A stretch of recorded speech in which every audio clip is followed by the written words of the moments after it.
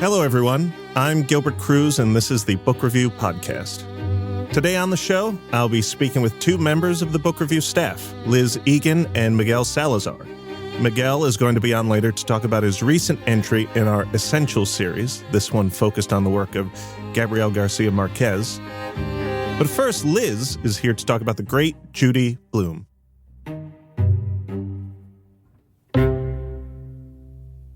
A film adaptation of one of Blume's most famous books, Are You There, God? It's Me, Margaret, is out at the end of the month. And so the author is very much in the public eye again, not that she ever really leaves. I certainly see her name at least once a month when I drive to my parents' house and I'm going down the Garden State Parkway in New Jersey, and I go past the Judy Blume service area, which was so named about a year ago. Liz, you're from Jersey. Have you ever been to the Judy Blume service area? Absolutely. I wrote an essentials guide to Judy Blume in the summer of 2022, and it was partially inspired by a drive past that very rest area where I thought if Judy Blume has arrived at the pinnacle of Jersey nativery, she deserves an essentials guide in the New York Times. Tell me about your relationship to Judy Blume. I have to admit, this is terrible to admit, but I want to be honest with you. I want to be honest with our listeners. I was not a young reader who dipped much into Judy Blume. Is that something I should feel bad about, feel ashamed about? You should feel a little bit ashamed. Okay. It's okay. Please, tell it's me not why. too late. Tell me why. For me, Judy Blume was one of those writers, and I know that all readers have them, who just explained the world and talked about things that we did not talk about in my family. I loved her books for younger readers like Freckle Juice and Super Fudge. I loved her constant theme of moving to New Jersey, as my family did when I was 6 years old. Most of all, I really loved her books for young adolescents, especially Are You There, God? It's Me, Margaret, was one of those books that I remember where I was sitting when I read it and kind of had a profound effect on my life. Again, I'm a dum-dum who has not read this book. I beg your forgiveness. Just tell me, what is the book about? It's a book about an 11-year-old girl named Margaret Simon, whose family moves from New York City to a New Jersey suburb. And she is about to start 6th grade. She's about to have to make a whole new set of friends. And she's very preoccupied with puberty, whether and when her body will begin to change. And she also becomes preoccupied with a series of questions about faith and God and where she fits in the universe. One of her parents is a lapsed, I believe, Catholic, and the other, her father, was raised Jewish but is fairly secular. She's very close to her grandmother, who she believes the family is leaving behind in New York City, and how she's worried about how she'll maintain this relationship with her grandmother. So basically, you meet Margaret at a crossroads in every sense of the word, and you watch how she navigates it and moves into adolescence with some grace, but also many missteps. And what did it mean to you as a young woman to read this book that had these themes and this information that maybe your parents weren't talking to you about that was a little awkward to bring up? I feel like people always say this about books that mean a lot to them, but it really made me feel less alone. As adults looking back on adolescence, we of course understand that most adolescents feel alone in whatever they're going through. But when you're actually going through it, you don't see that everybody else is feeling as disenfranchised and awkward and ugly and weird as you are. So for me, that's what the book accomplished. And also, I grew up in the 80s in a time when there was no Google. We did not, we had one computer, I think, for our entire school, and it was only used by kids in the gifted program, and I was not one of them. And we didn't have a way to find information about other teenagers or what was happening in puberty, except these awkward conversations we would have in health class, or maybe with our parents, or in books that we passed around and read maniacally. Did you pass this book around with your friends? I did not. I did pass around Forever, which was another one of Judy Blume's books that had some fairly graphic sex scenes that were very educational. Are You There, God, It's Me, Margaret was a more private reading experience for me. I remember reading it in one afternoon. I don't believe I passed it on to anybody else. I'm positive I didn't own it because my mom did not like Judy Blume. She felt that Judy was too open and too graphic. And I should add that she has completely revised history. And now she loves Judy Blume and thinks it's wonderful that, Judy was such a crusader for conversations that weren't being had. But at the time, my mom was very strict about what we read. And for some reason, Judy Blume was on the banned books list in our house, which of course made her all the more appealing. Was this attitude towards Judy Blume something that was common in the 80s? Not where I grew up. Most of my friends' mothers were very pro Judy Blume. And I'm assuming fathers also, although where I grew up, the mothers seemed much more present in our daily lives than the fathers. But I know that Judy Blume's books have been banned all over the place, that she's gone through constant battles over the last 50 years about what is appropriate and what's not appropriate for kids to know. So let's take a step back outside of Are You There, God, It's Me, Margaret. What is the place of Judy Blume in American young adult literature, just literature in general? I really see her as a crusader. I think that she built a foundation for a huge chunk of the literature that we know and love today. My kids expect when they pick up a novel to be, that's not a fantasy novel, that's not a science fiction novel. They expect the truth. They expect to know what is really going on in the world. And they look for that, I think, in fiction. Judy Blume was one of the first people to write about a girl getting her period, about a girl buying her first bra, falling in love, experimenting with different choices. And I see her really at the forefront of that movement towards honesty in young adult literature. What has it been like to introduce Judy Blume and her works to your children, if you've done so?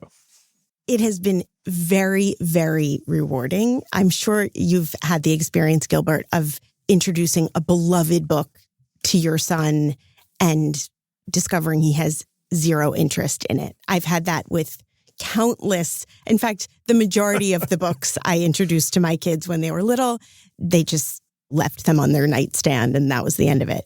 But Judy Blume's books were a real victory. We all agreed on them. They gobbled them up, looked for the next one. And I think in the same way that I did, and I think my husband did, they read the books from the time they were 9 or 10 years old until the time they were really young adults. So it was really rewarding to see. And now you're a grown-up.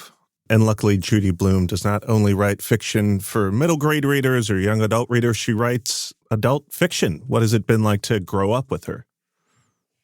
I feel she's been a guiding light for me. And that is not an exaggeration. I love her books for adults as much as I love her books for kids. They don't stick with me quite as profoundly as the books for younger people have. Her last book, which came out 4 or 5 years ago, is called In the Unlikely Event. And it's about a series of plane crashes that happened near the Newark airport in, I want to say, the 40s or 50s. And I loved it. I read it also in one day and devoured every bit of coverage. Actually, somebody here at the time, Susan Dominus, wrote a really long piece about Judy Blume for the Times Magazine that was one of the best things I've read in a long time. It's always an event when Judy Blume has a new book. Clearly, you love Judy Blume. know a lot about Judy Blume. Given that a lot of these books, or at least the early books, came out in the 70s and the 80s, do you ever have any reservations or hesitations about recommending these books to people you know with younger kids or what have you? My only serious hesitation involves how the books handle weight. I would say in the books I read to write the Essentials Guide, every single one of them mentioned a character's size, whether or not they were heavy. The mother is often criticizing the daughter's weight. I think it's important if you're giving these books to your kids to put them in context. These were written in a different time. They have this way of speaking about weight as a shameful thing is not something I think any of us want to perpetuate with our own kids. I do think that the goodness of them far outweighs that piece of it, but it's definitely worth bearing in mind before you give them to your kids. After you introduced this book to your kids, were you able to have conversations with them about the sensitive life changes that you were not able to talk about with your own mother? Honestly and sadly, absolutely not. They had no interest in talking to me about any of those subjects.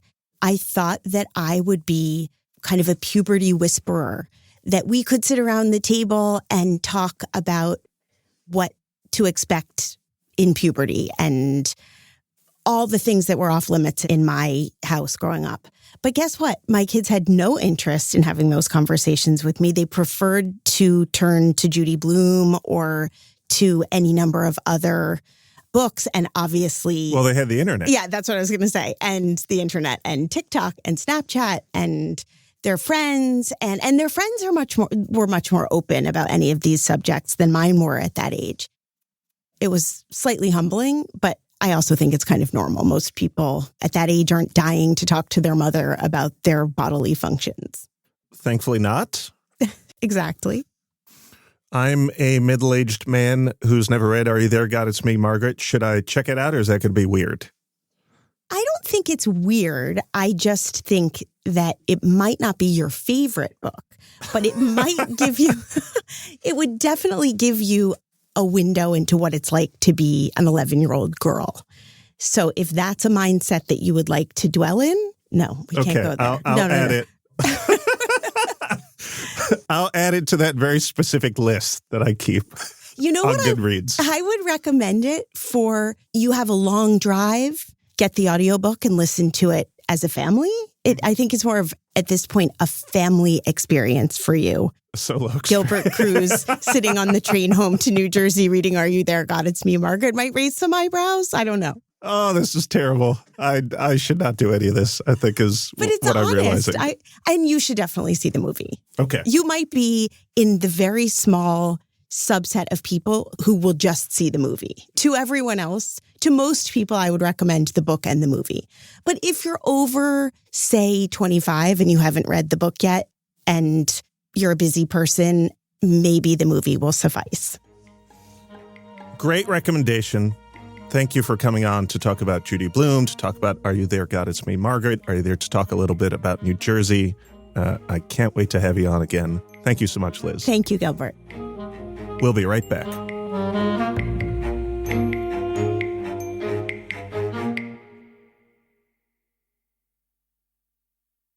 Welcome back to the Book Review Podcast. I'm Gilbert Cruz, and I'm here now with Miguel Salazar, who recently wrote a fantastic guide to the work of Gabriel García Márquez, one of the giants of Latin American literature and really global literature. Miguel, thank you for being here today. Thanks for having me. So, Miguel, you're an expert on García Márquez, and I'm going to ask you to recommend some books to our listeners, but I want to start by hearing how you were first introduced to him. I was introduced to Márquez through my family. We actually immigrated here from Colombia in 1998 when I was 4 years old. I always grew up hearing about him. My parents told me that I wouldn't earn my citizenship, my Colombian citizenship, unless I had read some of his works. And the first book that actually got to me was Chronicle of a Death Foretold when I was around 12 or 13 years old. And after reading that, I was basically engrossed and just couldn't stop after that. Before I ask you specifically about individual books, tell us about the shadow that he casts, a positive shadow, that he casts over Colombian literature. I think it's a double-edged sword. He is a mammoth figure, not just across Colombia, but across Latin America. He was the face of this boom in literature in Latin America in the mid and late 20th century. Essentially, his works have all been translated into English. He became like a huge name around the time where Mario Vargas Llosa was becoming a huge figure in Peru. You had Julio Cortázar and Jorge Luis Borges in Argentina. Even though all of those authors have also had their time in the sun and have gotten their flowers, García Márquez still today remains kind of like the point of reference for American readers and a lot of readers across Latin America to understand their region. I think he's most people's first author when they turn to the region to understand it through literature. Again, I mentioned it's a double-edged sword because he's only one person. He provides one perspective, but also he's a very specific writer. He was born in the Caribbean. He's a very Caribbean writer. He's influenced a lot by not just the folklore in the Caribbean, but by the indigenous presence of the Wayuu, especially in northern Colombia. Also, this mix between Spanish influence through conquest, but also indigenous groups that were already there, and of course, African slaves that came to Colombia. All of that has influenced and flavored his style, and it's provided a very specific reference point for a lot of authors and readers who are getting to know Latin America and Colombia specifically, but it doesn't necessarily represent all of Colombia, which is this really, really diverse country where you have, in the north, you have desert, you have the Andes that are coming through the south, you have a lot of indigenous groups of all different cultures and stripes, you have the Amazon in the southeast. He tries to encompass all of that through his writing. I think if you ask a lot of people to do word association, if I say Gabriel García Márquez, they say magical realism. Is that earned? Is that overblown? Is it shorthand and he's actually more complex than that? García Márquez would often say that he wasn't a magical realist, he was just a realist, and that the portrait of this town, Macondo, the setting of 100 Years of Solitude, is based largely off his experience growing up in the town that he was raised in, Aracataca, with his grandparents. He draws heavily on his grandfather's stories. His grandfather was a colonel for the Liberal Army in Colombia's 1,000-Year War at the turn of the 19th century, and he would tell him a lot of war stories and also imparted on him a more liberal, left-leaning ideology or political experience that García Márquez would take on through the rest of his life. And his grandmother was also a really gifted storyteller, but the stories that she would tell would be more supernatural and ghost stories. But she would tell them with a very flat tone. And so in that sense, she would mix the supernatural with just the daily reality of life. And that really stuck with him. Even though he only spent the first 8 years of his life with them, he would say later that nothing interesting happened to him after he turned 8. That's when his grandfather passed away, and that's when he moved back in with his parents. So let's dig into the books. I hate to think that there is anyone out there who hasn't read at least a little bit of Gabriel García Márquez, but I say this as someone who literally on the last segment said, I've never really read Judy Blume, so life is complicated, and so are we. If you are talking to someone who's never had the joy of dipping into his author, where are you telling them to start? I have one book that, because I started with this book, I'm a little biased, but I also think it's a fantastic book. It's a short read. Chronicle of a Death Foretold is a novella that you can probably knock out over lunch. It is a great introduction to a lot of the themes that García Márquez explores throughout the rest of his writing career. It's a murder mystery, but you learn very early on who committed the murder. It's about this man, Santiago Nazar. He lives in this Colombian port town on the coast. Everyone knows in the town that he's going to die on the morning that he gets killed. The night before, there was a wedding in which this middle-class Colombian woman is getting married to a newcomer to the town who is a very wealthy man. Her family pressures her into this marriage because in their eyes, this is for them just a come up. They are very excited about this, but the night of the wedding, her husband realizes that she's not a virgin. And he brings her back to her mother. And when her mother asks who she lost her virginity to, she tells her and her brothers that it was this man, Santiago Nazar. We don't know who it was. Don't ruin the whole book. I don't want to ruin the whole book. But essentially, over the course of the book, what García Márquez does, which is really brilliant, is that he shows how everyone in this town begins to learn about this murder and how nobody does anything to stop it. It's also a commentary on class, on the Catholic Church, on religion. He explores a lot of these themes in Love in the Time of Cholera. A lot of his work draws really heavily on his journalism and on history. Most of it is rooted in reality. Having reread some of his stuff, skimmed some of his stuff, read the few works that you had never read before, what was sort of like the overwhelming feeling that you walked away from this project with about a writer who you love so much, who you grew up with, and is still with you? García Márquez has always just been close to my experience as just like a reader, because he was one of the first authors who I took seriously in the sense that I wanted to read his other works. He's also been a really big presence in my life just as a Colombian living outside of my own country, and a reference point as just someone interested in literature and reading. I think there are two planes on which he operates on that are really fascinating to me and have just left an impression on me. One is his commitment to Latin America as a project. I think even though he was, I'm sure, very aware of just like the specificity of his experience as a Caribbean writer. I mean, he spent a lot of time writing in Bogotá for the newspapers in Colombia there.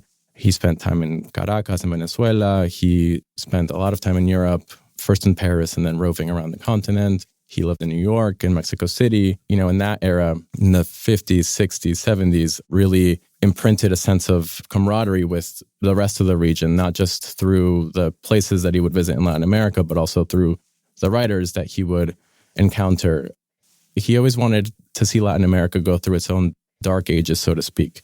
He was always interested in this Bolivarian project of integration in which, you know, you have a unified Latin America. He's someone who is able to essentially encapsulate like the human experiences of love, of lust. He's able to take this wisdom that I think one of the lines from his novella of Love and Other Demons has stuck with me. It's, there is no medicine that can cure what happiness cannot. I think it's such a simple line that kind of encapsulates his approach to writing and his approach to life. Miguel, thank you so much for being on the podcast to talk about your Essentials piece on Gabriel García Márquez. Listeners, you can find that at nytimes.com.